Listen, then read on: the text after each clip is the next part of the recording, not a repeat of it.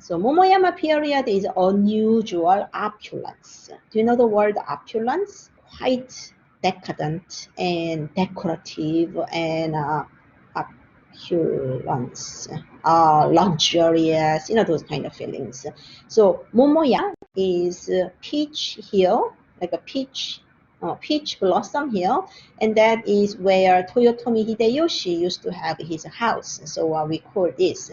It was only 40 years, but that 40 years was really instrumental in transforming Japan from early modern to late modern, and you are going to see. And why? Because Toyotomi Hideyoshi created that Imjin War of 7 years, 1592 to almost 1999. So he is the one who created the Imjin War, invaded Joseon, and eventually he wanted to invade Ming China. So during this time, Japanese military families were fighting each other. So it's a period of a civil war. Toyotomi Hideyoshi became a ruler, the winner of that civil war, but it was short-lived. And after Toyotomi Hideyoshi died, it became Tokugawa Ieyasu who ruled the Japanese military government. So Tokugawa Ieyasu dynasty or the military government is called Edo period or Tokugawa period. So far, Japan made Kyoto as their capital. And Edo is a new capital, and that is current Tokyo, as you understand, all the way to the Pacific Ocean. So these are Momoyama period, beautiful, luxurious screen painting of Oda Nobunaga's victory, and these are gold clouds. They put the gold foils for that clouds. And Osaka Castle, this is Himeji Castle, one of the oldest castles remaining, and Toyotomi Hideyoshi's son-in-law lived here. It's not in main city. Himeji is maybe an hour away from Osaka. Toyotomi Hideyoshi himself lived in Osaka Castle. I have been to Osaka Castle twice. It is a large castle in the middle of the city. It's almost like a European fortress. So they are optimum defense system. So even though it's surrounded by the enemies, you can stay in this castle for 6 months to as long as 2 years. It's self-sufficient. People are climbing up, but it is protected by the canal like twice, 3 times. So it's not easy. This is a Himeji Castle from far distance. So as I mentioned, during the Momoyama period, tea ceremony became very popular thing to do among the upper class people who are very sophisticated hobby. And this man, Senno Rikyu, was the tea master, the teacher of Toyotomi Hideyoshi. But eventually, Toyotomi Hideyoshi ordered him to be killed. How cruel, right?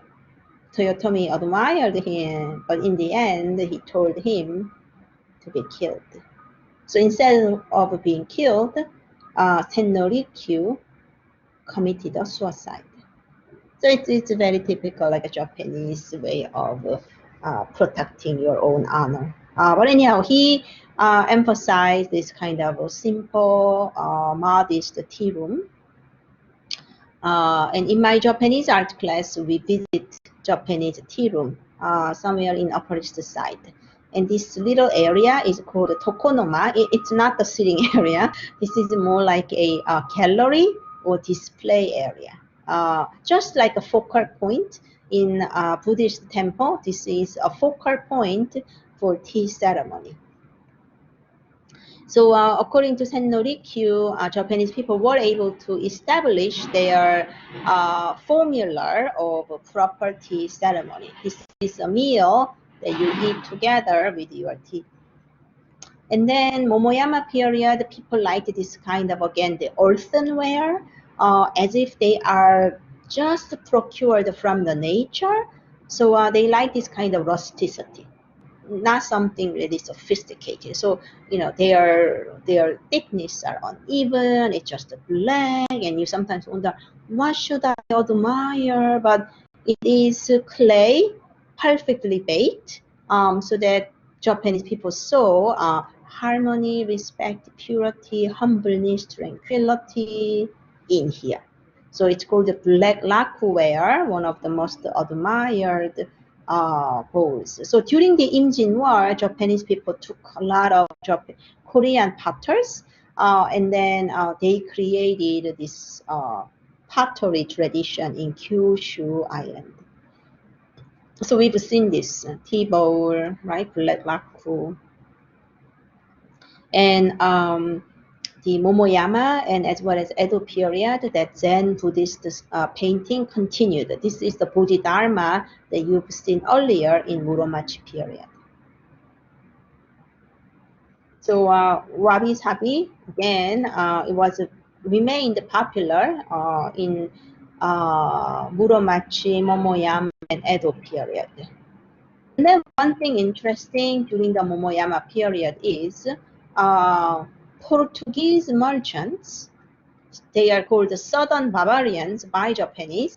That's why this type of work is called the Namban art. And then the people are called the Nambanjin.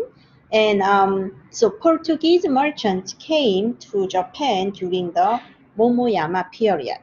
They came with a large mercantile boat like this. And then their reason is to trade. But Japanese people didn't allow them to land in the mainland.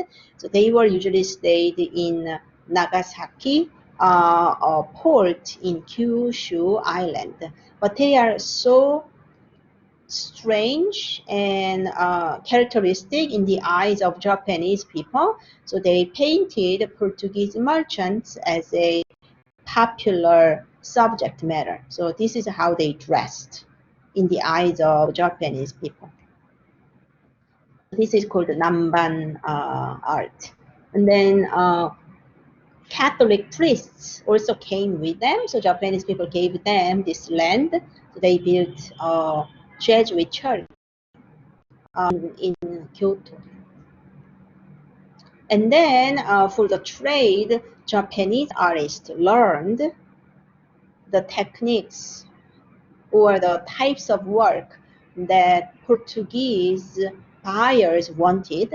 So this is a lacquer, Japanese lacquer box that can hold a European devotional painting inside. So these were discovered by monasteries and churches in Portugal and Spain. So these are Japanese made. And then it traveled by the Portuguese merchants that you've seen over here, by the boat. And then they ended up being in Portuguese monasteries and churches. But the painting is European work. So you can see the international trade in this period. So that was Momoyama period.